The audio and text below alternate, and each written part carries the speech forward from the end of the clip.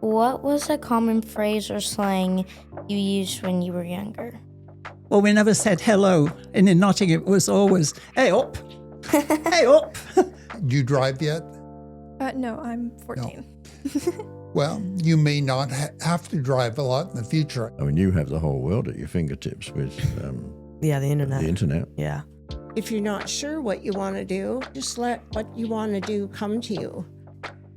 There were times when I was scared, and there were times when we had lots of laughs. We had a game called Kick the Can. Yeah. So I don't know if you even know anything about that kind of era.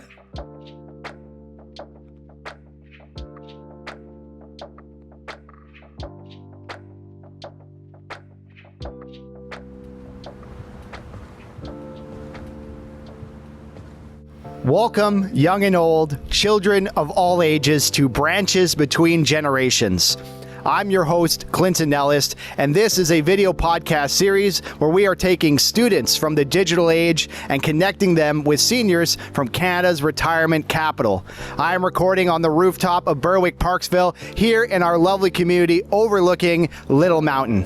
This project is all about our community, showcasing Parksville and connecting our community members who wouldn't otherwise have an opportunity to have these conversations. Yes, there are grandparents who talk with their grandkids, but there aren't a lot of opportunities for strangers to interact with each other. And that's why this is more than a podcast. This is a movement. We want to bring our community together in ways that we haven't before. So without further ado, let me introduce you to our wonderful cast of teens and seniors. Roll clip. So we're going to have our teen guest come in here today. This whole purpose of this podcast is to connect a senior audience with a younger audience. What are your expectations around the conversation today? I'm quite looking forward to it. It'd be interesting to talk to the young person. I really haven't thought about it, but I would expect that Keith and I will talk about different things in our lives and things we've done and things we maybe still hope to do. I know young people say it how it is, and so hopefully I can learn a little bit from them because they're pretty smart at a young age nowadays. Much more than years ago when I grew up. So I can learn a little bit. Well, it's just so nice to talk to young people. They're faced with a taunting world in a lot of ways, but a very exciting world for the future with AI and all the new technologies that are coming. Is going to be quite something. And I sort of I'm envious because I would love to live through this next period myself. I would like to hear what she anticipates in her journey through life ahead and what she would like to do. In terms of conversations with the elderly, do you have a lot of opportunities to speak with people older than you? I would not say no, not really. Most of my whole family lives in Ontario. So I don't see them very much. We do chat on the phone sometimes, but it's probably like once a month. Not really, not even. Well, like when I sometimes visit Saskatchewan to see my family, I go to this like my great grandma's old folks home, and I enjoy having conversations with those people. I'm an extrovert and I just like talking and like talking to people, and I find it really cool like knowing people's stories and stuff. Yeah, so I was in band last year and the year before, and we would go to the Berwick community a lot and get to talk with the seniors. And I do a lot of volunteering. I volunteered at the Art in the Garden, and there was a lot of old people there. Well, it'd be nice to get generations together. Obviously, their lives are rather different to ours in terms of when you're young. So it'll be interesting to swap ideas, yeah.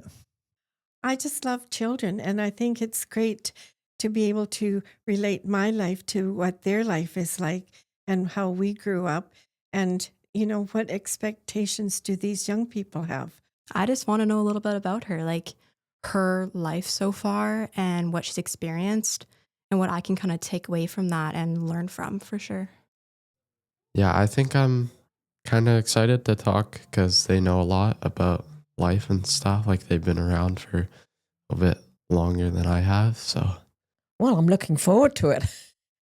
Well, I do have one teenager who is my grandson, but I have many grandsons. I have, they're all grown up.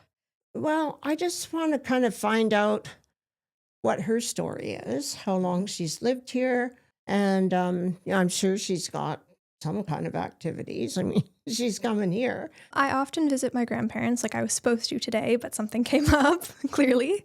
I wouldn't say I have an extreme amount of conversations with the older generation because I just don't have that much time around them, like that much exposure.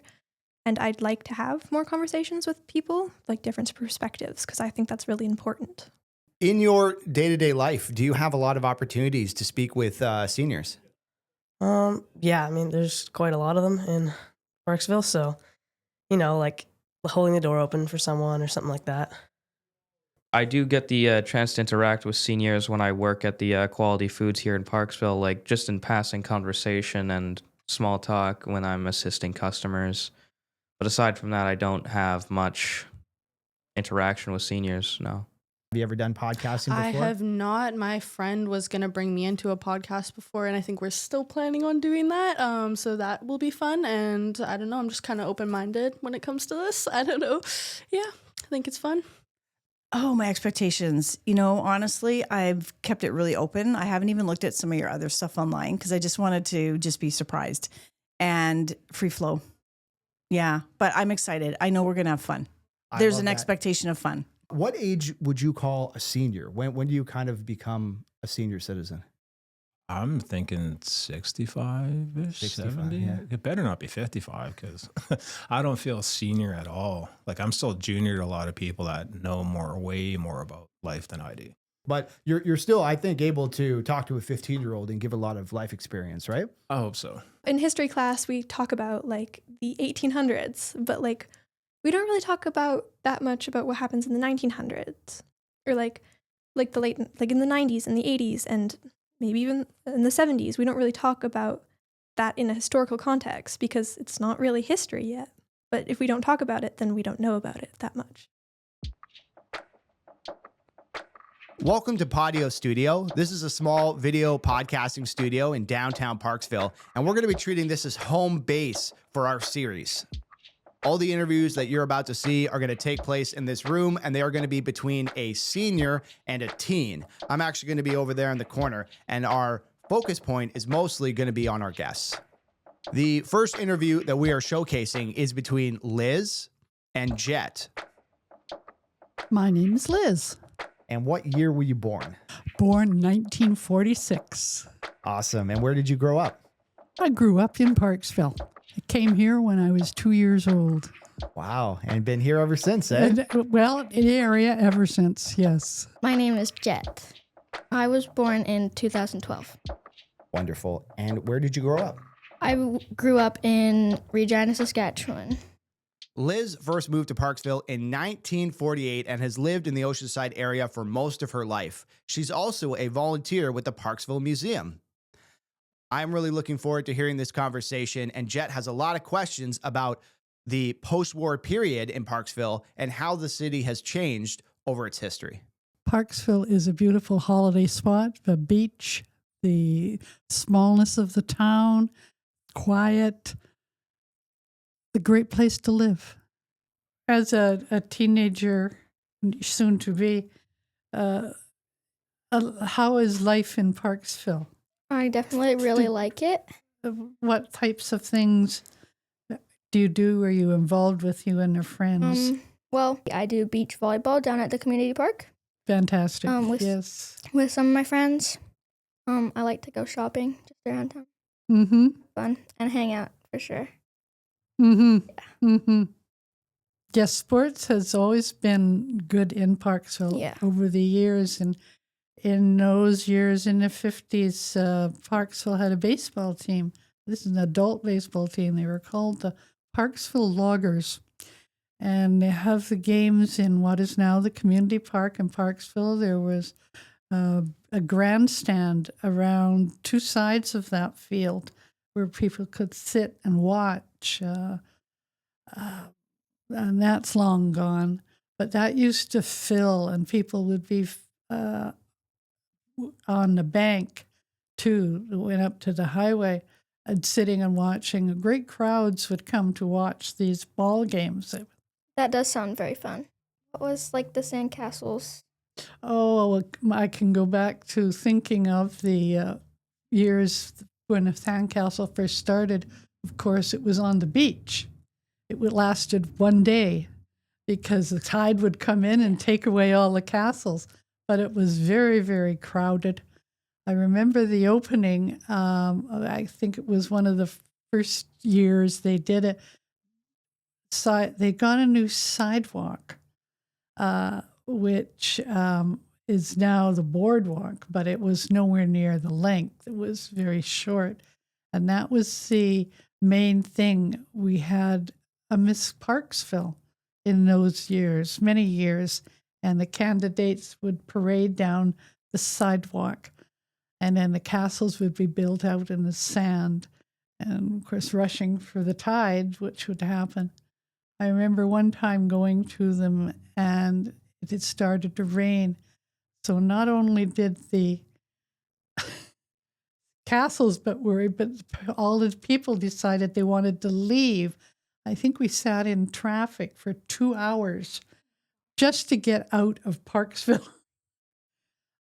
It's really nice to see it developed and the community spirit that's involved with all of the festivities that go along with Sandcastle. I went to see the sandcastles about 2 days ago, and they were incredible. They were, yes. There have always been activities, albeit different from what we did during my younger years here. But Parksville has always been a fun place. There have been things to do, places to go. Parksville was very, very small then. We lived in a 2-room cabin out on Pioneer Crescent. We had no running water. We had a pump out in the backyard where we got our drinking water and water for anything else that was needed. There was no toilet facilities. We had an outhouse in the backyard. Of course, there was no TV. We did have electricity. And we had, over years, built much more built over the next 10 years, where we had proper running water, proper facilities. But growing up, then the schools would pick me up as a school bus, take me into Parksville for school through grade 6, 1 through 6 here at Macmillan. And then 7, 8, and 9, I went to school at Parksville Junior High, which is what is now the Civic Center. But, how was school back then? Oh, school was, I always enjoyed school. At Macmillan, we had certainly not what schools have today. We had gravel playing grounds, we had monkey bars, we had swings outside. The rooms are still there that I went to school in. And we had a field out the back where we'd play ball. Of course, we didn't have electronic bells. The grade 5 class got to ring the bell out a window every day. So a monitor did that. And we, as grade 5 students, we took turns being the monitor to ring the bell. It was quite exciting. Also, the festivities in Parksville, what have developed into Beach Fest now is so big. But we had a May Day celebration every year on the 24th of May weekend, and the grade 3s and the grade 4s would dance a maypole at the community park, which is now all a ball fields. But that was a big festivity. There was a big parade, and it was a lot of fun. Parksville just celebrated its 80th inception as the city of Parksville. It started as village of Parksville, of course, but there were some pictures there in the city hall that the museum had supplied, and it was just neat to see. One particular picture that stands out in mind that I remember was the visit of the Princess Elizabeth and the Prince Philip in 1952, before she was queen. And it shows the crowd in what was then downtown Parksville, which is where the first lights were, which weren't there then. And a crowd of people she drove through. She had stayed at Eagle Crest and was driving through, probably to Victoria. And the crowd of people that were there just to see her drive by. It was a fun picture because I remember I was disappointed I wasn't in that picture, but I remembered where I was when that picture was taken, which was just on the outskirts of the picture. It was a big day. That does sound like a very fun day. Have you ever been to the Museum Jet or any of these old museums? I've been to the Qualicum Museum. Liz, what is the value of museums and talking about community history? It's a way of being able to look into the past, to evaluate it, to enjoy it, and to see just where we have come from. And for the most part, improved. Do you have a memory from your childhood here in Parksville that stands out? Like the first time I learned how to ride a bike. We were in the grass at my grandma's house, and they had taken my training wheels off, and my dad promised he would hold on to the thing. It might have been my mom that promised to hold on to the back, but she said she would, and then she didn't, and I was just going. And I didn't know how to stop, so I was just going until I crashed into something. First, in the first years we were here, my parents didn't have a car, and they rode bicycles, and I rode on the back of one of their bicycles as a small child. One time I remember getting my leg caught in the wheel. It was quite a stupendous hurt. Awesome. Well, thank you so much, guys. Can I get a handshake between the two of you? If you guys are comfortable with that. Perfect. Thanks so much for coming in today. Thanks so much for being a part of this conversation. And I'm really appreciating of your guys' time here. Cool. The next section, I wanted to bring in my good friends, Alice and Bonnie. They work with the Society of Organized Services, District 69, or as we call it here in Parksville, the SOS. The SOS has been helping enriching the lives of both seniors and teens since 1968. They are a true community organization, and I wanted to have Alice and Bonnie in studio to talk about the specific challenges that youth and seniors face. Let's have a listen. My name is Bonnie Brown. I am the Manager of Client Services and Administration at SOS. So my name is Alice Tulia. I am the SOS Child, Youth and Family Programs Manager. I've lived in Parksville now for just over 7 years, and I love it here. I grew up in Tonga in the South Pacific and have lived here in Parksville since 2007 with my family. That is awesome. And how would you describe Parksville to somebody who's never visited? I would describe Parksville as a paradise, almost similar to Tonga, growing from an island to an island. You get the best of both worlds. You get the mountains and the rivers and the lakes, and then you also have the ocean nearby. So Parksville is a blend of singles, families, retirees, and a lot of seniors as well.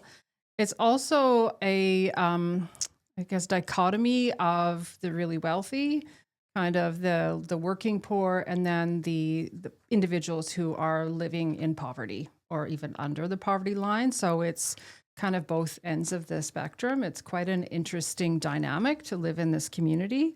Having my own family, it's a great place to raise your family because of all the outdoor things that you can do. And it's a nice, quiet area to live in. At the same time, there's also other challenges that are around us, but just seeing a great community that support each other. So that's what I love about Parksville. I go hiking every weekend with my dogs, and just absolutely love it. And it really is paradise.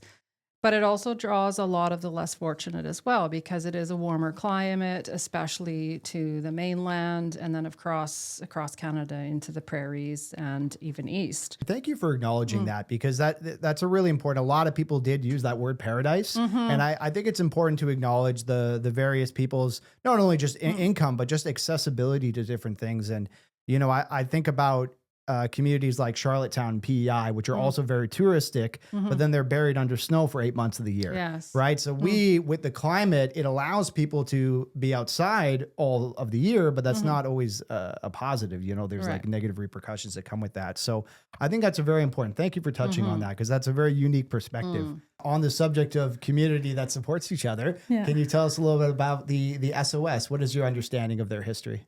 So SOS again was from 3 women that got together at a kitchen table discussing that there were some gaps in the community. And so that's my understanding about the SOS is they support programs and fill in the gaps in the community. So they're always coming up with programs. And that's what had drawn me to the organization itself, because I knew they were helping people and they were supporting people that needed help. For me, I mean, that's the true sense of grassroots. 3 women sitting around a kitchen table wanting to help, seeing the need in the community and wanting to help. And absolutely, that is a factor for wanting to work here, because I can see the good that we do, the help that we provide, and the lives that we touch. That's wonderful. Cool. So I guess we'll get into kind of the meat and potatoes of why I wanted to have you in here today. As somebody who works with seniors and has an extensive experience, what is something that a young person, 16, 17, 18, coming out of high school, may not understand or relate to the plight or the problems of elderly citizens? Well, I think that particularly youth, I kind of joke a little bit that kids today are born with an iPad in their hand, and they don't understand that seniors don't have the same technological skills. Right. Seniors they're dealing with a lot of, over the years, whether, they're 70, 80, 90, the loss, the grief, the family, the loved ones that they've lost, that youth just don't understand that aspect.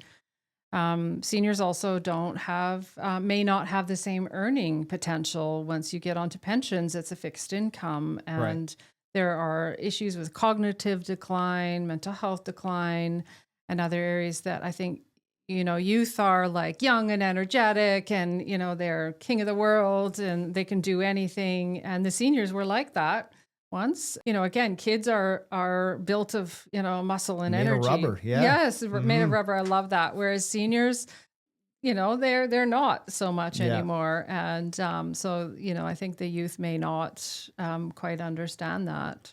What are some unique things that today's youth, because again, one thing I love about podcasting, and like I'm a history guy and I want to ground this, and this is 2025, right? This is the digital age of youth. Is there something specifically that these kids are going through that the previous generations wouldn't relate with? Yeah, just like you said, this generation is the digital age generation. So with that, that's something I think that some of the generations, even myself, we kind of like not really understand. And with the digital age comes its own unique issues as well. So what we see in the youth, the challenges that they go through is the constant online pressure, the social media comparison, the need to build a digital identity, and all of these affect their mental health as well. When we're talking about mental health, it's so hard to create comparisons, because I really, and I don't like it too much, but I'm gonna ask it anyway.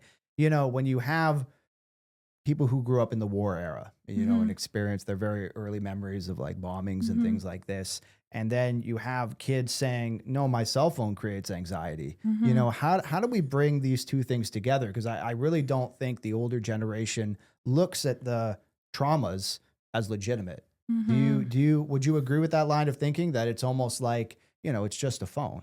Yeah. It's almost, they almost dismiss it. Yeah.